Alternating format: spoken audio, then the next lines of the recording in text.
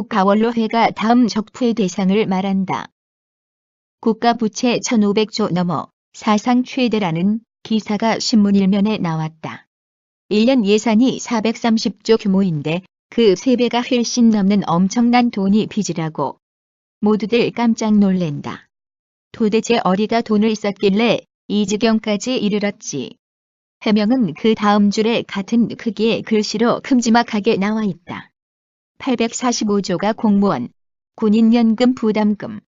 국무회의에서 의결되었다는 2017 회계년도 국가결산보고서는 국가부채란 중앙정부가 갚아야 할 국가 채무와 공무원, 군인에게 장래에 지급할 연금 부담 등을 합한 금액인데 국가부채가 급증한 이유는 공무원, 군인연금의 지급 부담이 1년 새 93조 원 넘게 늘어난 것이 원인이라고 못을 받고 있다.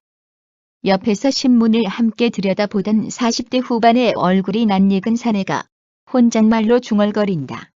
그놈들한테 왜 그렇게 연금을 많이 주지? 공무원과 군인이 그놈들로 호칭이 변해버린다. 가만히 듣고만 있으면 안 되겠다 싶어 말을 꺼냈다. 공무원이나 군인들이 공짜로 연금을 받는 게 아니죠. 근무 기간 동안 월급에서 일정량의 기금을 적립하였고 특히 군인의 경우 전시에는 목숨을 내놓으라고 한 거신이 대우가 좋다고만 할 수 없지요. 눈치를 보니 100% 공감하는 얼굴이 아니다. 문재인 정부는 이런 걸 노렸다. 다음 수수는 빤하다. 연금을 깎을 것이다. 좌파들은 무조건 박수칠 것이고 우파라 한들 군구 국동지회라며 앞장서길래 무언가 현역들과 연결고리가 있는 줄 알았는데 나중에 보니 그게 아니었다. 그보다는 국가가 위기에 처해 있는데도 그 많다는 목숨값 한다는 연금 수령자들 어디에 다 숨어버리고 달랑 깃발만 몇 개 내세우는 저들은 무엇을 하겠다고 하는 것인가 생각한다. 현 좌파 정부의 정책이 지속될 때 국가 부채의 장래는 더욱 암담하다. 주사파 정부가 제시한 일자리 로드맵에 따르면 작년에 1만 명을 증원한데 이어 올해도 2만 5천 명의 공무원을 뽑고 2022년까지 총 17만 명의 공무원을 늘리겠단다. 거기에 복지까지 확 늘려 정부 재정은 밑빠진 독에 물붓기 꼴이다. 남미의 베네수엘라 꼴 되는 것도 시간 문제이다.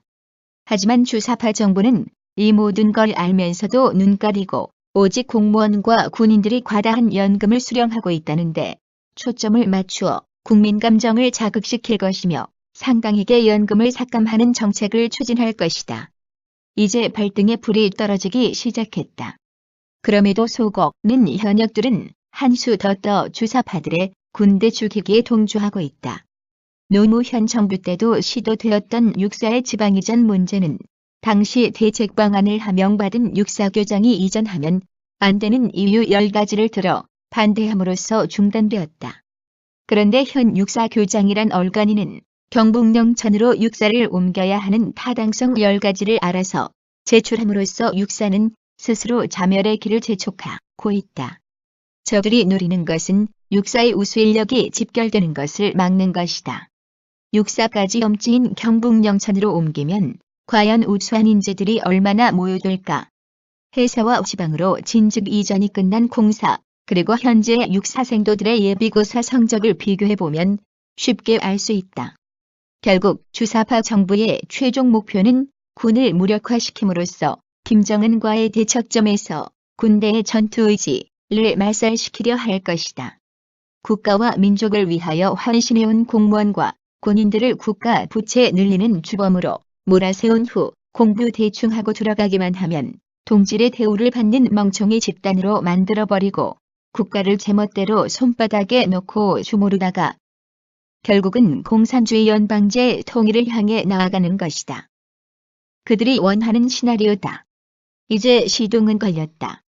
발등에 불이 떨어졌음을 인식한 국가연금 대상자들의 반발이 거세질수록 국민들은 그들을 안이 꼽게 바라보도록 설정을 해놓은 것이다. 다음 적폐 대상으로 방법은 오직 하나다. 아직 늦지 않았다. 지금부터 죽기 살기로 흉악한 저들의 간계를 무너뜨려야 한다. 아직 발등에 불이 떨어진 줄도 모르고 점점 달구어지는 가마솥에 잠자고 있는 개구리들을 꿰어야 한다. 그리하여 주사파, 저들이 바로 다음 접회 대상인 것을 깨닫고 척결에 나서야 한다. 2018년 3월 28일 국가원로회도 깨우겠습니다.